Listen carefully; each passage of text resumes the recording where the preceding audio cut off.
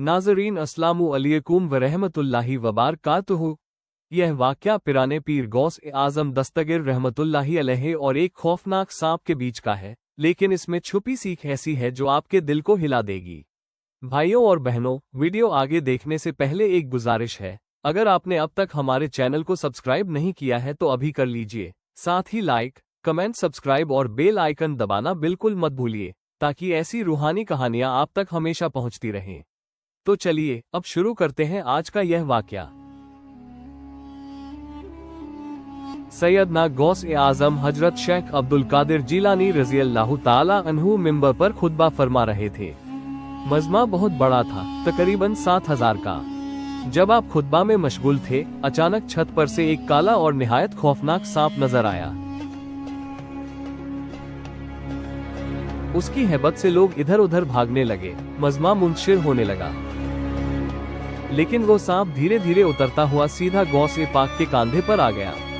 यह जहरीला सांप आपके जिस्म पर घूमता रहा, कभी गर्दन से होकर जुब्बा में दाखिल हुआ, कभी आस्तीन से गुजरा, कभी सीने पर आया, फिर दूसरी आस्तीन से निकलकर गर्दन तक पहुंचा।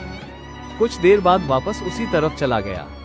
इस सब के दौरान हजरत के लफ्जों में जरा भी लग्जिश अटकन नहीं आई। खुतबा उसी तरह जारी रहा।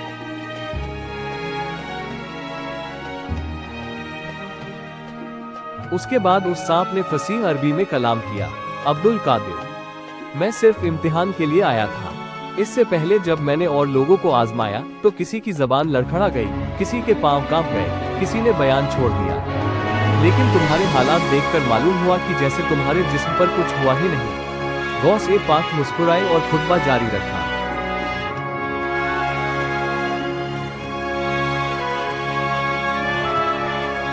लोगों ने अर्ज किया, सरकार, यह क्या था? इतना खतरनाक सांप आपके जिस्म पर घूमता रहा, मगर आपने कोई हरकत न की। आपने इरशाद फरमाया, मेरा नाम अब्दुल कादिर है, मैं सिर्फ कादिर अल्लाह ताला का बंदा हूँ। मुझे पूरा यकीन है कि अगर मेरी मौत लिखी है तो ये सांप मुझे डस कर मार देगा, चाहे मैं बचने की कितनी भी कोशिश करूँ। और अगर मौत नहीं लिखी तो ऐसे सैकड़ों सांप भी मेरा कुछ नहीं बिगाड़ सकते। मौत व हयात का मालिक सिर्फ रब्बे जुल जलाल है।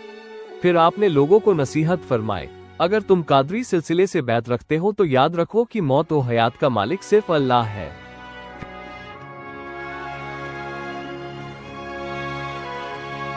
आज लोग समझते हैं कि हमें डराकर, धमकाकर खरीद सकते हैं, लेकिन जिस दिन तुम्हारे कदम डर और धमकी से बच गए, उस दिन चाहे बिजलियां गिरें या तूफान आए, तुम्हारा कुछ नहीं बिगड़ सकेगा। अल्लाह करीम तुम्हारी इस्तिकामत पर अपनी मदद नाजिल करेगा।